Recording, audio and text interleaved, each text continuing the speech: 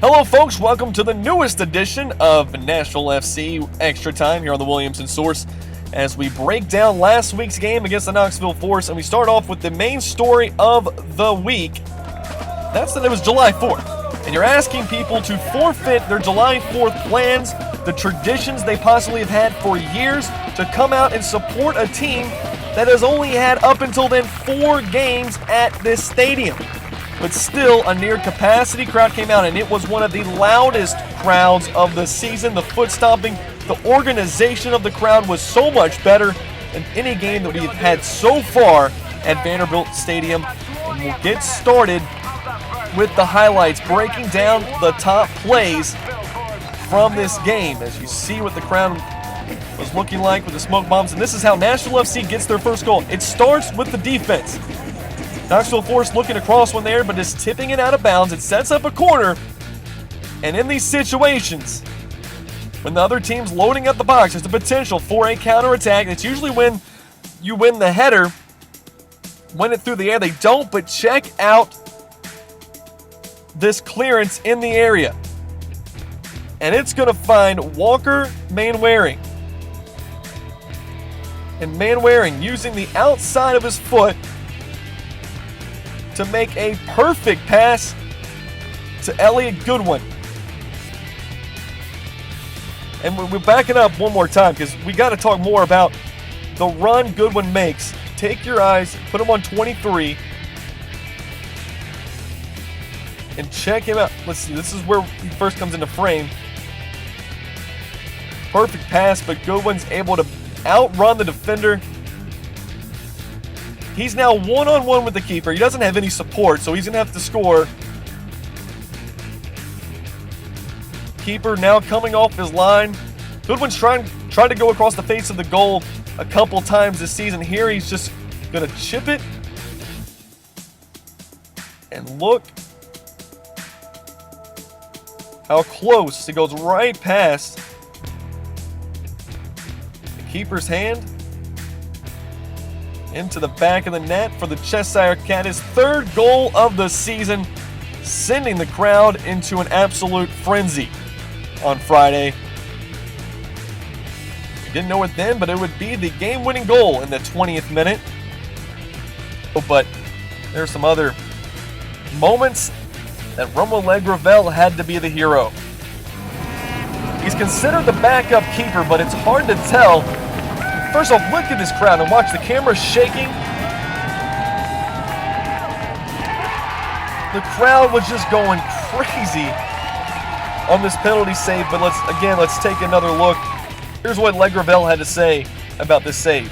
I would say the first one he was kind of lucky, but this one you could see with his body how he like start to rain, like he's on a streak on this side. So after just question not luck a bit, but just reading the player as well. So see, Legravel sees where he's going to go and starts to lean that way.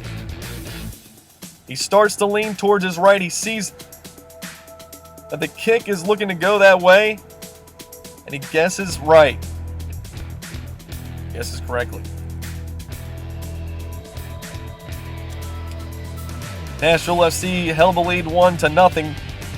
Little did we know then how important that would be. I think most fans thought we'd see the ball hit the back of the net a few more times. Now here is an instance where it's been a thing all season. You've heard Coach Johnson talk about it. The officiating not always up to par. You're in the 4th tier of professional soccer here in America. And you can see this again.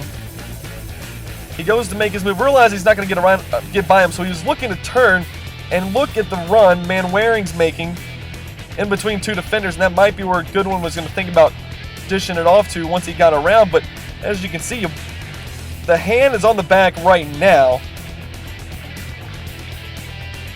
and then just pulled down. I mean, just grabbing his jersey.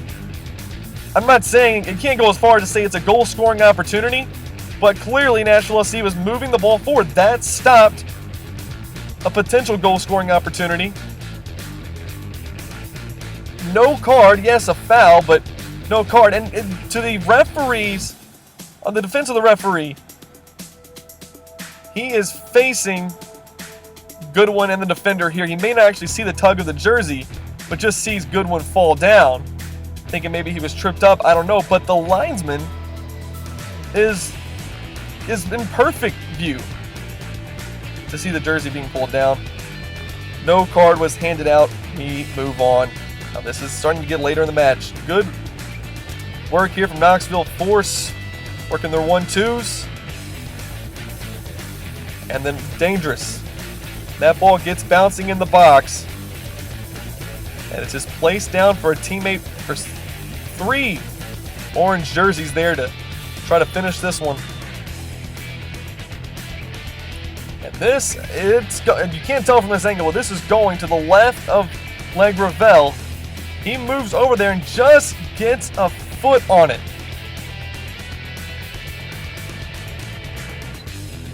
So close was the Knoxville Force to equalizing. Here we go, the final play of the game, the throw-in. Hits, head back, shoulder, something. Player looked to be onside there if he could have gotten a foot on it. Leg Ravel, you can go back just a little bit. Leg Ravel is in the area to maybe try to snag one out of the air. Once he sees he's not going to be able to get a hand on it to punch it out, steps back, gets a hand on it there. The foul is called on the Knoxville Force player. The score stays 1-0. Nashville FC wins it. Right after that, the whistle blew. A great game from the French goalkeeper, Romuald Leg Ravel. So we already knew Nashville FC was going to be in the playoffs. We already knew they were going to be a 4th seed no matter what happened on Saturday. It was nice to get that win, though. But here are the playoffs in Chattanooga. Nashville FC will be playing Chattanooga FC, the 1 and the 4 seed, and the 2 and the 3. Atlanta Silverbacks, the 2 seed, will take it on the 3 seed, the New Orleans Chesters. The winner of those games will play on Saturday for the NPSL Southeast Division Championship. And the winner of that will go to regionals. And get this, Nashville FC fans, there are rumors that Nashville FC could host a regional. They have bid for it, but they have to win those 2 games on Saturday, and that will be no easy task, as they could possibly play the 2 teams that they hadn't beaten all season. Chattanooga beat them 2-0. New Orleans beat them 5-1, and they both tied 0-0 the other times they met those 2 teams. Throughout the playoffs and in the off-season, we will have Nashville FC news here on the Williamson Source. So make sure that you don't get those stories lost in the shuffle. Go to www.williamsonsource.com/NashvilleFC for our Nashville FC page. All the Nashville FC news, including all of the recent videos, schedule, NPSL Southeast standings, all you need to know from Nashville FC on this page, especially with the fall season coming up and all the sports going on in there. Any off-season news you want to see, you're going to want to see it on this page. And that will do it for this week's edition of Extra Time. Be sure to check this page out all this week, as there will be Nashville FC coverage leading up to the playoffs, including a highlight reel video, which will be released tomorrow. See you next time. Thanks for watching.